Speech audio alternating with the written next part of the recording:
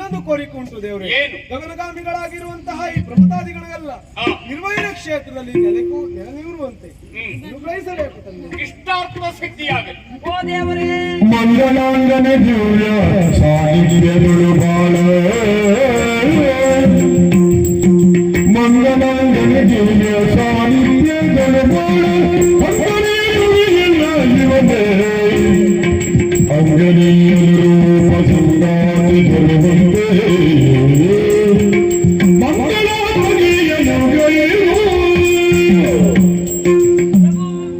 ಜಗದಾಪಿತರು ಒಂದೇ ಪಾರ್ವತಿ ಪರಮೇಶ್ವರ.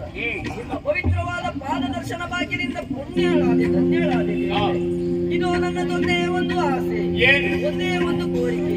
ನಿನ್ನನ್ನು ಕಾಣಬೇಕು, ನಿನ್ನ ಪಾದ ಪೂಜೆಯನ್ನು ಮಾಡಬೇಕು, ನಿನ್ನ ಪಾದದಲ್ಲಿ ಐಕ್ಯಳಾಗಬೇಕು ಎನ್ನುವ ಹಾಗೆ ಆಸೆಯನ್ನು ಹೊಂದಿದ್ದೇನೆ.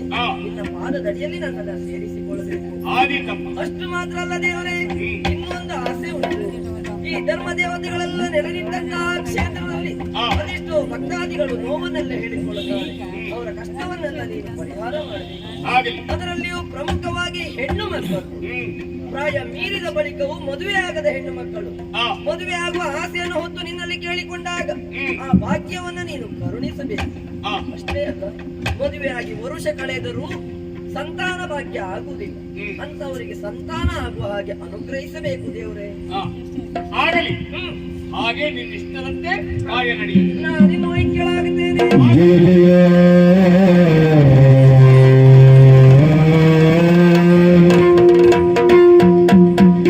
ಕೈಲಾಸನಾಥ ಶಿವನೇ ನಿನ್ನೆಯ ಕೈಲಾಡ ಕೊಂಡನ್ನವಯ್ಯ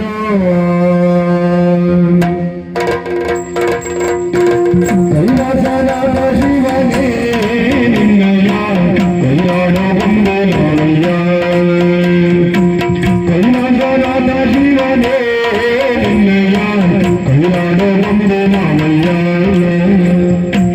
ಕಾರಣ್ಯಂತ್ರವಲ್ಲಿಯೇ ಧರ್ಮದ ನೀರಿನದಾರೆ ತಾಂಡಿಯ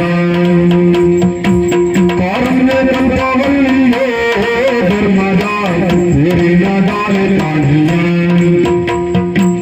ಕಾಣಿಕ ತಾಯಿ ಲೋಕದಲ್ಲಿ ಸ್ಥಾನವಿಲ್ಲ ದೇವದಲ್ಲಿ ಕಾಣಿಕ ತಾಯಿ ಲೋಕದಲ್ಲಿ ಸ್ಥಾನವಿಲ್ಲ ನೇಮದಲ್ಲಿ ನೆನಪಿನವರ ತಾಯ್ದು ಮೆರೆದಾಡುವವರ ಕಡೆದು ಕರ್ಣಮಂದಿಯಲ್ಲಿ ಭಾರತವೇ ನಿನ್ನ ಚಂದ್ರೋಜ ಜೈ ಜೈ ಜೈ ಜೈ ಜೈ ಜೈ ಚಂದ್ರ ಶಿವಾಯ ಜೈ ಜೈ ಜೈ ಜೈ ಜೈ ಜೈ ಜೈ ಚಂದ್ರ ಶಿವಾಯ ಚಂದ್ರ ಶಿವಾಯ ಚಂದ್ರ ಶಿವಾಯ.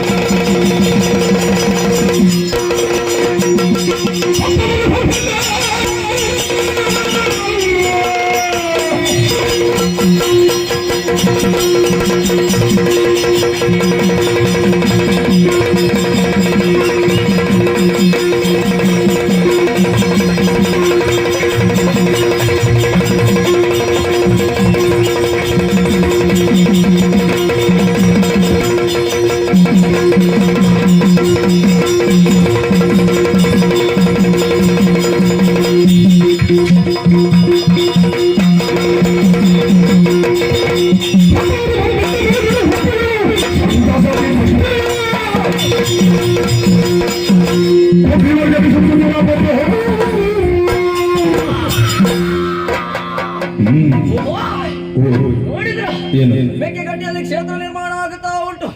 ಅದೆಷ್ಟೋ ಭಕ್ತಾದಿಗಳೆಲ್ಲ ಬಂದು ಹೋಗುತ್ತಾ ಇದ್ದಾರೆ. ಇಲ್ಲಿರುವ ಪ್ರಮದಾದಿಗಳಿಗೆಲ್ಲ ಒಂದೊಂದು ಸ್ಥಾನಮಾನ ಸಿಕ್ಕಿದೆ.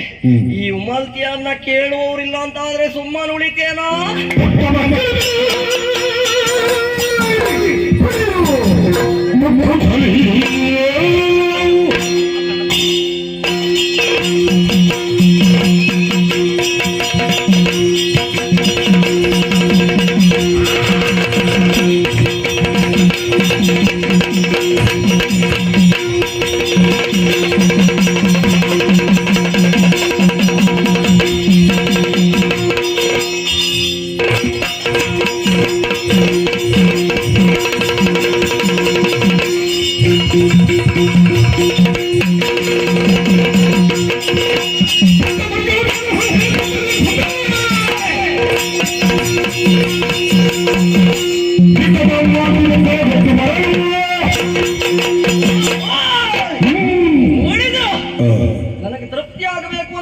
ಸಿಕ್ಕ ಸಿಕ್ಕವರನ್ನ ಹಿಡಿತೇನೆ, ಅವರ ಎಲುಬನ್ನ ಮುರಿತೇನೆ, ಅವರ ರಕ್ತವನ್ನ ಘಟನೆ ಕುಡಿತೇನೆ, ನಡೀತೇನೆ.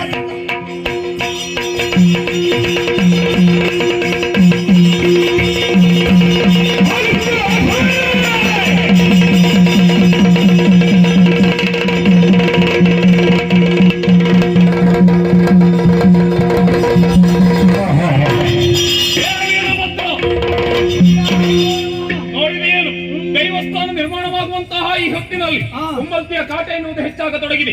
ಒಂದು ಕೆಲಸವನ್ನ ಮಾಡು, ಹೋಗಿ ಅವಳಲ್ಲಿ ಉಪಾಯದಿಂದ ಈ ಬುಟ್ಟಿಯನ್ನು ಕೊಟ್ಟು, ದೇವರಾದಂತಹ ನಂದಿಕೇಶ್ವರನಿಗೆ ಬಾಯಾರಿಕೆಯಾಗಿದೆ, ನೀರು ತರಬೇಕು ಎನ್ನುವುದಾಗಿ ಊರಿಂದ ಹೊರ ಸಾಗಿಸು.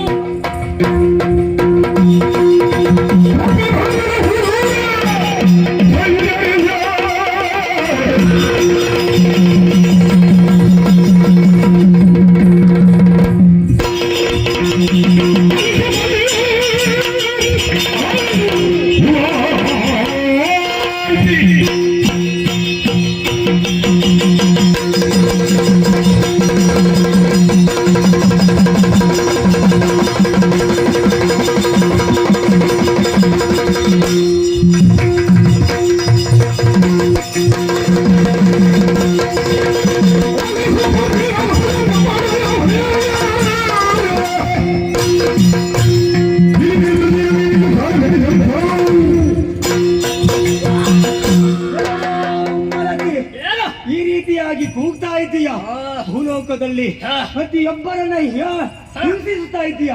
ಯಾಕೆ, ಏನಾಯ್ತು? ಈ ರೀತಿ ಕೂಗುವುದಕ್ಕೆ ಕಾರಣ ಏನು?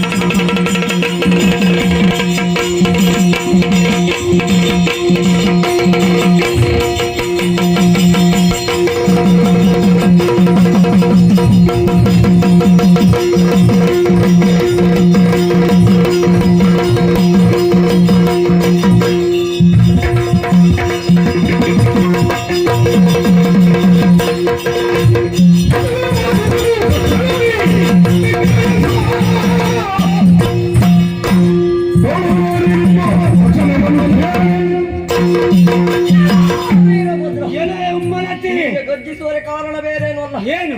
ನಿಮಗೆಲ್ಲವರಿಗೊಂದೊಂದು ಸ್ಥಾನ, ಹೌದು. ನಿಮಗೆಲ್ಲವರಿಗೊಂದೊಂದು ಮಾನ, ನಿಮಗೆಲ್ಲವರಿಗೊಂದೊಂದು ಯೋಗ್ಯತೆ. ಹೌದಪ್ಪ. ಆದ್ರೆ ಈ ಉಮ್ಮಲತಿಗೆ ಏನು ಯಾವುದೂ ಕೂಡ ದೊರಕಲಿಲ್ಲ. ಹಾಗಾಗಿ ನಾನು ಸುಮ್ಮನೆ ಉಳಿಯುವಳಲ್ಲ. ಸರಿ, ನನಗೆ ಹಸಿವಾಗುತ್ತಾ ಉಂಟು. ಇದು ಮುಕ್ಕುತ್ತೇನೆ. ನಿಲ್ಲು ನಿಲ್ಲು ನಿಲ್ಲು. ನಿನಗೆ ಹಸಿವಾಗಿದೆ, ಆ ನಿನ್ನ ಹಸಿವನ್ನ ನಾನು ನೀಗಿಸ್ತೇನೆ.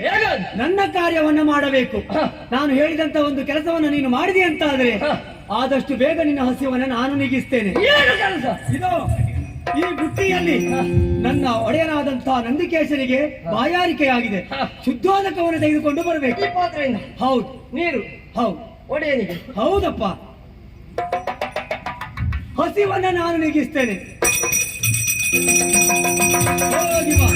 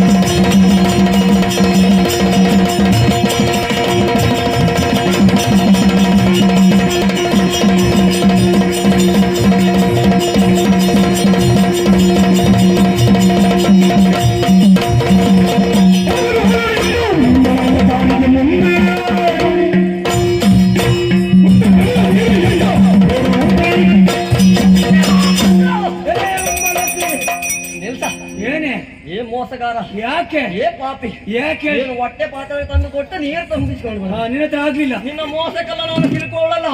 ನನ್ನನ್ನು ಬಂಧಿಸೋದಕ್ಕಾಗುವುದು.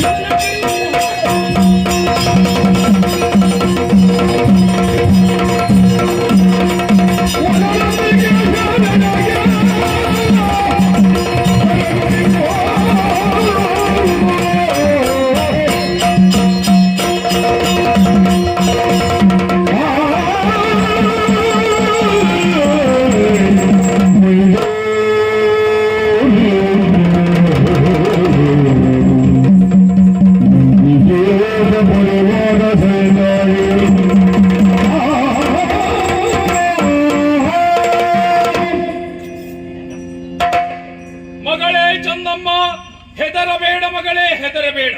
ನಿಮಗೆಲ್ಲ ಕಾಟವನ್ನು ಕೊಡುತ್ತಿರುವಂತಹ ಆ ಉಮ್ಮಲ್ತಿಯನ್ನ ಹಿಡಿದು ಎಳೆತಂದು ದೈವಸ್ಥಾನದ ಒಳಗೆ ಬಂಧಿಸಿ ಅವಳ ಬಾಯಿಗೆ ಈಗಾಗಲೇ ಬೀಗವನ್ನ ಹಾಕಲಾಗಿದೆ. ಚಿಂತಿಸಬೇಕಾದಂತಹ ಅಗತ್ಯವಿಲ್ಲವೇ ಇಲ್ಲ. ತಾಯಿ ಧರ್ಮದ ಹಾದಿಯಲ್ಲಿ ಮುಂದುವರಿದು ಬಂದು ಇಲ್ಲಿಯ ತನಕ ಭಕ್ತಿಯಿಂದ ಪ್ರೀತಿಯಿಂದ ನಮ್ಮೆಲ್ಲರನ್ನು ಅರ್ಚಿಸಿಕೊಂಡು ಬಂದಿದ್ದೀಯ. ಶುಭವಾಗಲಿ ಮಗಳೇ, ಶುಭವಾಗಲಿ. ಇದೇ ತೆರನಾಗಿ ಮುಂದುವರಿಸಿಕೊಂಡು ಹೋಗತಕ್ಕಂಥದ್ದು. ಬ್ರಾಹ್ಮಣರು ಈಗಾಗಲೇ ಏನೇನು ಕಟ್ಟುಕಟ್ಟಳೆಗಳನ್ನ ಹೇಳಿದ್ದಾರೋ ಅದೆಲ್ಲವನ್ನು ನೀವು ಮಾಡಬೇಕು. ಮುಖ್ಯವಾಗಿ ಮೀನ ಸಂಕ್ರಮಣದ ದಿನದಂದು ನಡೆಸಬೇಕಾದಂತಹ ಉತ್ಸವಾದಿಗಳು. ಮೊದಲನೆಯ ದಿನ ಮಾರಿ ಪೂಜೆ, ಅರ್ಥಾತ್ ಮಾರಿಯನ್ನ ಓಡಿಸುವಂತದ್ದು. ತದನಂತರದಲ್ಲಿ ಶುದ್ಧ, ಆಮೇಲೆ ಗೆಂಡ ಸೇವೆಯೋ, ಧಕ್ಕೆ ಬಲಿಯೋ, ತುಲಾಭಾರವೋ ಅಥವಾ ನನಗೆ ಅತ್ಯಂತ ಪ್ರಿಯವಾದಂತಹ ಒಡೆ ಸೇವೆಯೋ ಎಲ್ಲವನ್ನ ಮಾಡಬೇಕು. ಕೊನೆಯದಾಗಿ ಶೆಡಿ ಉತ್ಸವನ್ನ ಮುಗಿಸಿ ತದನಂತರದಲ್ಲಿ ಬಸವನ ಕಾಣಿಕೆಯ ಮೂಲಕವಾಗಿ ಉತ್ಸವನ್ನ ಮುಗಿಸಬೇಕು. ಇಷ್ಟೇ ಅಲ್ಲ, ಪ್ರತಿ ಮಾಸದ ಸಂಕ್ರಮಣದ ಮಾರನೆಯ ದಿನದಂದು ಈ ನಂದಿಕೇಶ್ವರನಿಗೆ ಅತಿ ಪ್ರಿಯವಾದಂತಹ ತಿಂಗೋಡು ಪೂಜೆಯನ್ನು ನೆರವೇರಿಸಿಕೊಂಡು ಬರುವಂತದ್ದು. ಅಮ್ಮ, ಅದೆಷ್ಟೋ ಕಷ್ಟ ನಷ್ಟಗಳನ್ನ ಬದುಕಿನಲ್ಲಿ ಅನುಭವಿಸಿದಂತಹ ಜನರುಗಳು ತಮ್ಮ ದುಃಖವನ್ನ ತೋಡಿಕೊಳ್ಳುವುದಕ್ಕೆ ಬೇಕಾಗಿ ಮುಂದಿನ ದಿನಗಳಲ್ಲಿ ಇಲ್ಲಿಗೆ ಬರ್ತಾರೆ. ಇದು ಕಲಿಯುಗ. ಈ ಕಲಿಯುಗದಲ್ಲಿ ನಂದಿಕೇಶ್ವರ ನೇರವಾಗಿ ಅವರಿಗೆ ತೋರಿಸಿಕೊಳ್ಳುವಂತಿಲ್ಲ. ಹಾಗಾಗಿ ನಿಮ್ಮಲ್ಲಿಯೇ ಯಾರನ್ನಾದರೂ ಒಬ್ಬರನ್ನು ಆಯ್ಕೆ ಮಾಡಿಕೊಂಡು ಅವರಲ್ಲಿ ಆಹ್ವಾನಿಯಾಗಿ ನಿಮ್ಮೆಲ್ಲ ಕಷ್ಟಗಳಿಗೆ ಪರಿಹಾರವನ್ನ ನಾನು ಸೂಚಿಸಿಕೊಡ್ತೇನೆ, ಯೋಚಿಸಬೇಕಾದದ್ದಿಲ್ಲ. ಮತ್ತೊಂದು ಮುಖ್ಯವಾದ ವಿಚಾರ, ಪ್ರತಿ ಸೋಮವಾರದ ರಾತ್ರಿಯ ಪೂಜೆ ನಮಗೆಲ್ಲ ನಿಷಿದ್ಧ ತಾಯಿ. ಕಾರಣ, ಸೋಮವಾರದಂದು ಕೈಲಾಸಗಿರಿಗೆ ಆ ಪರಮೇಶ್ವರನನ್ನ ಪೂಜಿಸುವುದಕ್ಕೆ ನಾವೆಲ್ಲ ಹೋಗುತ್ತೇವೆ. ಹಾಗಾಗಿ ನಮಗೆ ಪೂಜೆ ಮಾಡಬೇಕಾದದ್ದಿಲ್ಲವೇ ಇಲ್ಲ. ಅಮ್ಮ, ಇದೆಲ್ಲಕ್ಕಿಂತ ಮುಖ್ಯವಾಗಿ ನನಗೆ ಅತೀ ಪ್ರಿಯವಾದಂತಹ ಸೇವೆ, ಅದು ಬೆಳಕಿನ ಸೇವೆ, ಅರ್ಥಾತ್ ಯಕ್ಷಗಾನ ಸೇವೆ. ಆ ಯಕ್ಷಗಾನ ಸೇವೆಯನ್ನು ನನಗೆ ಯಾರು ನೀಡುತ್ತಾರೋ ಅವರೇ ಇಷ್ಟಾರ್ಥವನ್ನು ನೆರವೇರಿಸಿ ಶುಭವನ್ನ ಮಾಡಿಕೊಡ್ತೇನೆ. ಮಂಗಳವಾಗಲಿ, ಶುಭವಾಗಲಿ, ಶುಭವಾಗಲಿ ಮಗಳೇ.